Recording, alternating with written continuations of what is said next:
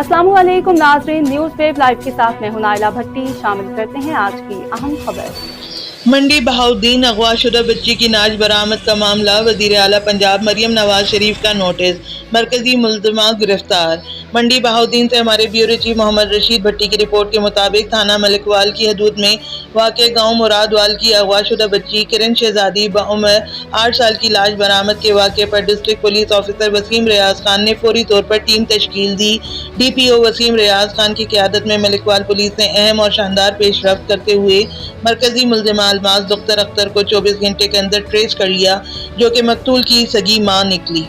मुलज़िमा के खिलाफ मुकदमा दर्ज करके कानूनी कार्रवाई अमल में लाई जा रही है और उन्हें कानून के कटहरे में लाकर करार वाक़ई सज़ा दिलवाई जाएगी।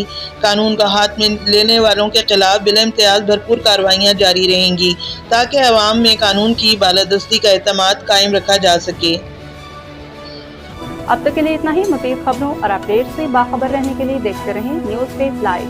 हमारे चैनल को सब्सक्राइब करें, लाइक करें, बेल आइकन को प्रेस करें ताकि नई आने वाली वीडियो आप तक जल्द पहुंच सके।